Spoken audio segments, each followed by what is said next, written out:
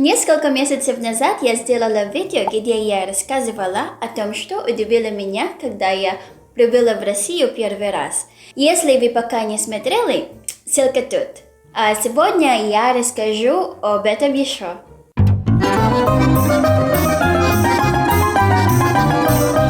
Привет, ребята! Меня зовут Мария, я из Филиппин. Я учу русский язык и русскую культуру. В 2016 году я первый раз прилетела в Россию из Таиланда.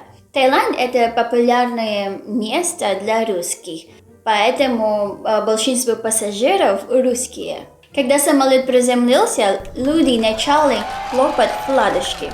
Я не поняла, что происходит, и я спросила, что случилось? Кто там? Может быть, там известный человек. И мне сказали, все хорошо, просто русские люди делают так, когда самолет приземляется. Однажды я вошла в душ, а водонагреватель сломался. И мне предложили, хочешь я нагрею тебе воды? Забей, я могу принять душ и без горячей воды.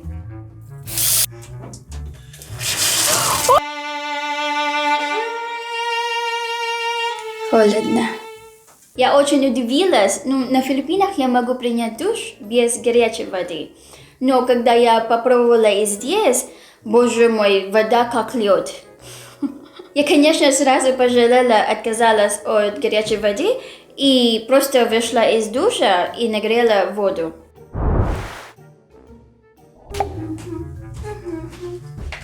Ой, с легким паром. Что?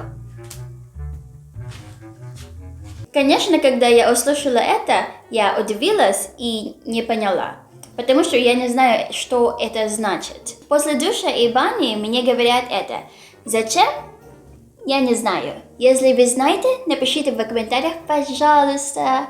И не забудьте подписаться и ставьте лайк. Зимой в России мне, конечно, холодно. Особенно, когда я была тут первый раз. И я надела теплую одежду. А потом на улице я увидела девушку, которая кушала мороженое.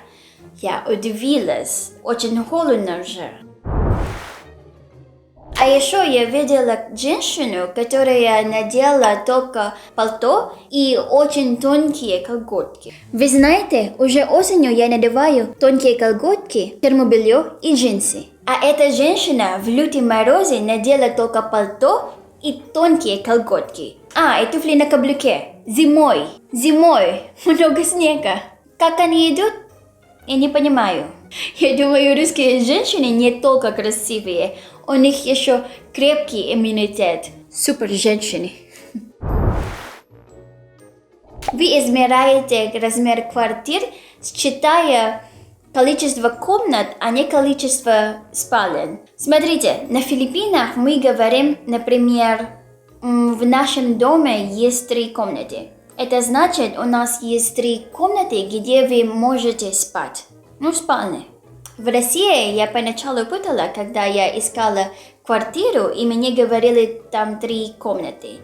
Когда я приходила посмотреть квартиру, то там только 2 спальни, а не 3. Оказывается, и здесь вы считаете тоже зал как спальню.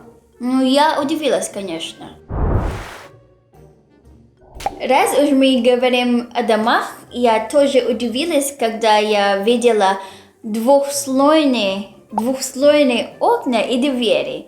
Наверное, это потому что в России холодная погода.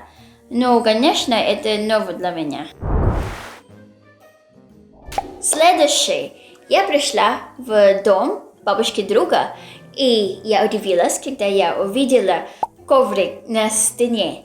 Но это странно для меня, и всю жизнь я думала, что коврик только на полу. Я никогда не думала об этом варианте. Интересно, да. Ой, ребята, вы куда? За грибами. Грибы?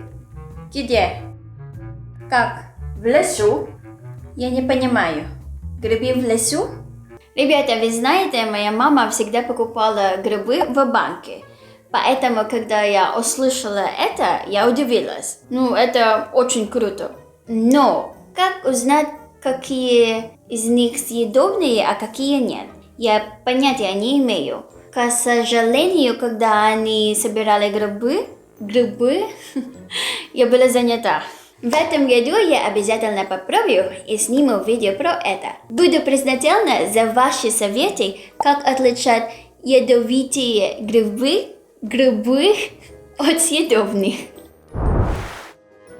И еще у русских часто смайлики вот такие, а не такие. Первый раз я не поняла, что это. И потом я спросила мой друг, и он сказал, это смайлики. Как? Я до сих пор не знаю ответ. Но теперь я также использую такие смайлики. На сегодня все. Саламат, пока. Пока.